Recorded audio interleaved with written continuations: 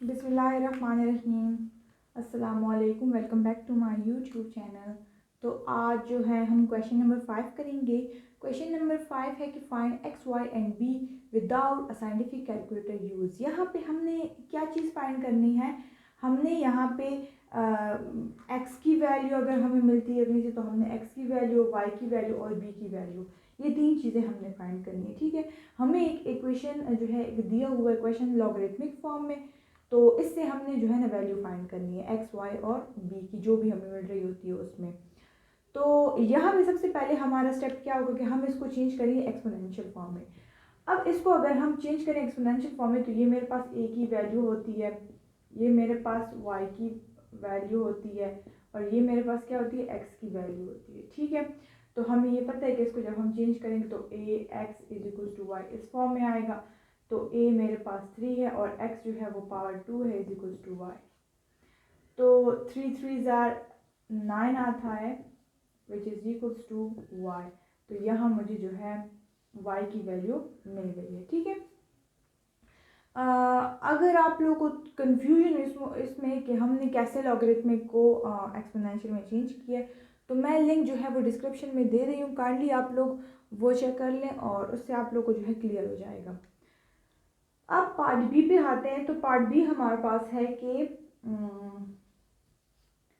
log of 2x is equals to 2। ठीक है, तो हमें ये पता होता है, तो ये अब मैं यहाँ पे लिख लेती हूँ ताकि आप लोगों को कन्फ्यूजन ना हो। log of a y is equals to x इस फॉर्म में होता है। ठीक है, तो इसके साथ भी अगर इसकी समझ नहीं तो इसके साथ कंपेयर कर लें। अब यहाँ पे देखते हैं, तो यहाँ सोल्यूशन में सबसे पहले हम वैल्यूज़ लिखते हैं। तो मेरे पास a की वैल्यू क्या है, वो 2 है, y की वैल्यू मेरे पास क्या है, x है, और x की वैल्यू मेरे पास क्या है, वो भी 2 है। अच्छा, यहाँ पे जो है ना मैंने y की वैल्यू पुट नहीं की, y की वैल्यू x है, तो ये मुझे x की वैल्यू मिल रही है असल में, तो इसमें कंफ्यूज ना हो। ठीक है, मैं एक बार फिर से करवा देती हूँ कि मेरे पास से कंपेयर करें तो a की वैल्यू मेरे पास क्या है, 3 आ रही है, y की वैल्यू मुझे x मिल रही है और x की वैल्यू मुझे 2 मिल रही है। ठीक है, तो हम एक्सपोनेंशियल फॉर्म में जब चेंज करते हैं तो वो मेरे पास a पावर x होता है, ये इस तरह है, ये बिल्कुल a power x is equal to y होता है। ठीक है, तो ये मेरे पास एक्सपोनेंशियल फॉर्म होती है। तो इसमें हम अगर चेंज करें तो a की वैल्यू मुझे क्या मिल रही है, वो मुझे मिल रही है 3। ठीक है, तो वो 3 पुट कर लेंगे। y की वैल्यू मुझे x मिल रही है, तो वो मैं x पुट कर लूँगी, और x की वैल्यू मुझे 2 मिल रही है, तो वो मैं 2 पुट कर लूँगी। इस तरह मुझे इसका आंसर मिल गया। ठीक है, अब ये हम सॉल्व करते हैं, तो इसको जो है हम इस तरह एक्सपोनेंशियल फॉर्म में लेकर आते हैं। ठीक है, ये मेरे पास एक्सपोनेंशियल फॉर्म है, तो पुटिंग करते हैं। a की वैल्यू है 2 पावर x की वैल्यू है 2 इज इक्वल टू y की वैल्यू है x। तो 2 2s are 4 which is equals to x। तो मुझे यहाँ से x की वैल्यू 4 मिल गई। ठीक है, पार्ट सी पे आते हैं। तो पार्ट सी में हम सबसे पहले क्या करेंगे, यहाँ पे मैं इसकी लॉगरिथमिक फॉर्म लिख लेती हूँ। ये लॉगरिथमिक फॉर्म है और ये मेरे पास एक्सपोनेंशियल फॉर्म है। ठीक है, ये दो फॉर्म्स मैंने लिख दी हैं इसकी। तो इससे कंपैरिजन करते हैं, पहले तो वैल्यूज़ फाइंड करते हैं। तो a की वैल्यू यहाँ पे है 7, y की वैल्यू है यहाँ पे 49 और x की वैल्यू है y। ठीक है, तो मेरे पास ये वैल्यूज़ मिल गई है। पुटिंग करते हैं, एक्सपोनेंशियल फॉर्म में लेकर आते हैं। तो एक्सपोनेंशियल फॉर्म मेरे पास ये है। तो a की वैल्यू है 7, x की वैल्यू क्या है, y, और y की वैल्यू क्या है, 49। ठीक है, तो हमने y की वैल्यू, यहाँ पर मुझे y की वैल्यू पूरी क्वेश्चन मुझे y नज़र आ रहा है और कोई वेरिएबल नज़र नहीं आ रहा, तो इट मीन्स कि हमने y की वैल्यू फाइंड करनी है। तो y की वैल्यू क्या है, पावर में, तो हम कोशिश करेंगे कि इस फॉर्म को भी हम पावर में ले आए। अगर हम इधर देखें तो ये भी पावर बन रही है, 49 किसकी पावर, स्क्वायर बन रहा है, 7 7 ज़ा 49, बेस सेम है, तो पावर भी इसकी इक्वल में हम लिख देंगे। ठीक है, तो ये प्रॉपर्टी है, तो ये मेरे पास इसका आंसर है। अब डी पार्ट करते हैं। ओके, सो डी पार्ट में सबसे पहले वैल्यूज लिखते हैं। तो a की वैल्यू मेरे पास क्या है, b। ठीक है, y की वैल्यू मेरे पास है 10 -4 और x की वैल्यू मेरे पास है -4। ठीक है, तो इसकी पुटिंग करते हैं इस फॉर्म में, a x is equal to y, exponential form में पुटिंग करते हैं, इसको चेंज करते हैं पहले एक्सपोनेंशियल फॉर्म में। तो a मेरे पास जो है वो b की इक्वल है, x की वैल्यू मेरे पास क्या है -4 है और y की वैल्यू क्या है 10 -4 है। अब देखिए पिछले क्वेश्चन में बेस सेम थे, अब यहाँ पे पावर सेम है, सो इट मीन्स मुझे जो b की वैल्यू है वो क्या मिल रही है, वो मुझे यहाँ से मिल रही है 10। तो b इज इक्वल्स टू 10। ठीक है, ये मेरे पास इसका पार्ट सी रहा।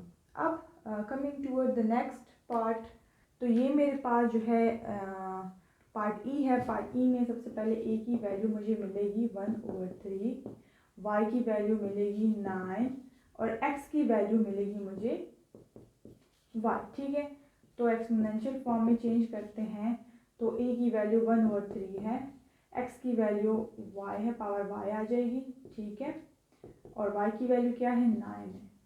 तो हम कोशिश करते हैं कि इसको जो है हम चेंज करें, तो ये 3 पावर स्क्वायर आ जाएगा। ठीक है, तो अब इसको अगर हम गौर से देखें तो अगर 3 को हम ऊपर ले आएँ, ये 3 ऊपर आ जाएगा तो ये -1 हो जाएगा, बाहर की पावर तो y है। जब भी कोई भी चीज़ नीचे से ऊपर आती है या फिर ऊपर से नीचे जाती है तो उसकी पावर क्या हो जाती है, वो माइनस हो जाती है। यहाँ पे इसकी पावर 1 थी ना, कुछ नहीं है तो 1 है, तो वो जो है -1 हो गई है। तो अब जो है इसकी पावर मल्टीप्लाई होगी तो ये -y हो जाएगी इक्वल टू 3 की पावर स्क्वायर। फिर से बेसिस सेम है तो पावर क्या होंगी, वो इक्वल में ले लेंगे। y की वैल्यू मैंने लगानी है तो y इज इक्वल टू -2, क्योंकि माइनस बोथ साइड पे मल्टीप्लाई करेंगे तो ये पॉजिटिव हो जाएगा और ये मेरे पास माइनस में आ जाएगा। ओके, ये रहा हमारे पास इसका लास्ट पार्ट। तो चलिए इसको सॉल्व करते हैं। a की वैल्यू मेरे पास क्या है b, y की वैल्यू मेरे पास क्या है 1000 एंड x की वैल्यू मेरे पास है 3/2। तो एक्सपोनेंशियल फॉर्म में चेंज करते हैं, a की वैल्यू b है तो b, x की वैल्यू है 3/2 और y की वैल्यू है 1000। तो सबसे पहले तो हम ये करते हैं कि इसको पावर में लाने की कोशिश करते हैं। तो b इज इक्वल टू 3/2, 10 पे 3 0 है तो इसकी पावर 3 आ जाएगी। ठीक है, अब हमने क्या करना है कि b, अगर इसको मैं ऐसे इस फॉर्म में लिखूँ 1/2 cube is equal to 10 cube, ये देखिए मैंने इसको क्या किया 1/2 और 3 अंदर लिखा। अगर मैं इसको फिर से 1/2 को मल्टीप्लाई करूँगी 3 के साथ तो मेरे पास फिर से क्या देगा 3/2 दे देगा, तो मैं इसको इस फॉर्म में भी लिख सकती हूँ। ठीक है, अब जो है यहाँ पे पावर क्या है, पावर इनकी जो है यहाँ पे सेम है, तो हम क्या कर लेंगे कि हम इक्वल ले लेंगे। 3 3 सेम है तो उसके बेस क्या कर लेंगे, बेस को हम इक्वल ले लेंगे। यहाँ से ये वाली पावर नहीं हटेगी क्योंकि ये जो इसकी इक्वल नहीं है, बस 3 3 इक्वल आ गए तो बाकी जितनी भी वैल्यू रहती है तो वो हम ले लेंगे। ठीक है, वो हमने ले ली। अब इस b की वैल्यू मैंने फाइंड करती है तो मैंने 1/2 जो है हटाना है। अगर आपको पता हो तो ये 1/2 जो है ये स्क्वायर रूट के इक्वल होता है, तो इट मीन्स कि b के ऊपर अब स्क्वायर रूट है। ठीक है, अब स्क्वायर रूट को हटाने के लिए हमें क्या लेना होगा, स्क्वायर लेना होगा। स्क्वायर रूट स्क्वायर के साथ कैंसिल होता है। अगर इसमें कंफ्यूज हो रहे हैं तो b की पावर 1/2 ही लेते हैं। ठीक है, अब मैंने इस पावर को हटाने के लिए क्या करना है, देखिए ये 2 डिवाइड हो रहा है ना, जब भी डिवीजन हो रही होती है उसको कैंसिल करने के लिए हम मल्टीप्लाई करते हैं उसी नंबर को। तो अगर मैं 2 मल्टीप्लाई करूँगी तो 2 कैंसिल हो जाएगा, b की वैल्यू रह जाएगी। ठीक है, तो हम यही वाला करेंगे कि हम बोथ साइड पे क्या करेंगे, बोथ साइड पे स्क्वायर मल्टीप्लाई कर लेंगे। तो b 1/2 पे भी स्क्वायर मल्टीप्लाई करेंगे और 10 का भी स्क्वायर ले लेंगे। दोनों साइड पे मैंने स्क्वायर ले लिया तो ये 2 कैंसिल हो गया, मुझे यहाँ b की वैल्यू मिली और 10 का स्क्वायर मतलब 100। तो b की वैल्यू मुझे यहाँ पे क्या मिली, 100 मिली। तो ये रहा हमारे पास क्वेश्चन नंबर 5। और अगर आप लोगों को मेरी वीडियो अच्छी लगी हो तो काइंडली मेरे चैनल को लाइक करें, मेरी वीडियोस को लाइक करें और मेरे चैनल को करें सब्सक्राइब। Thank you.